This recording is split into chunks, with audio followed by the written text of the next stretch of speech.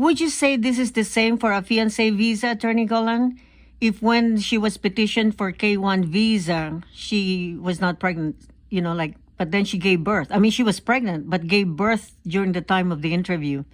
What happens then? Here's the question is, why? By what means did she give birth? If she gave birth to the petitioner, if the petitioner is the father, that's fine. I see, okay. But if she gave birth to somebody else, then her claims that she plans to get married to the petitioner may be suspected by the American consul. I see. Will she be subjected to more interview or possibly a DNA test of the child? Maybe. I see. Maybe. Mm-hmm. Maybe because this raises certain suspicions. Unless she brings medical proof that the child was born either through a visit of the petitioner to the Philippines or through some new development in the area of facts. I see.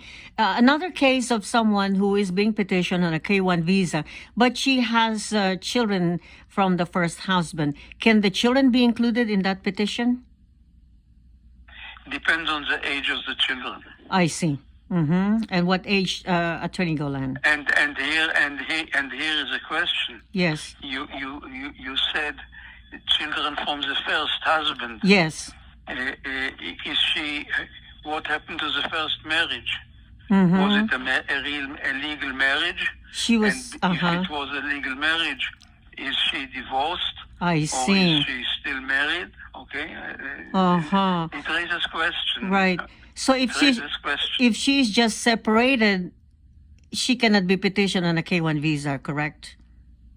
No, because she's not free to get married.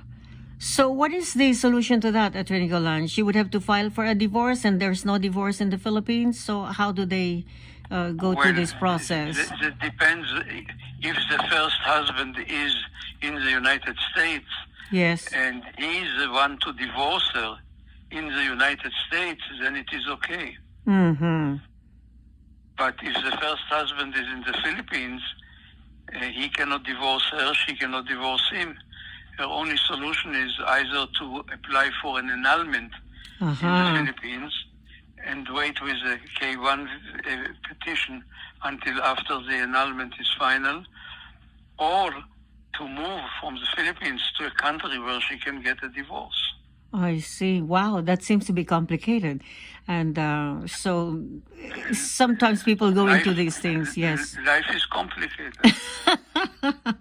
Sometimes people just go through all these things without knowing the complete details, and then it becomes more complex in the future. Yeah. Attorney Golan, I talked to some people, to a particular couple, and they kind of vaguely explained to me that it was a proxy marriage. Is there such a thing as a proxy marriage?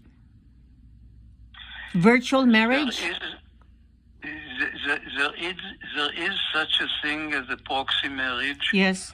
In certain countries, but even a proxy marriage requires a consummation within a certain time after the marriage.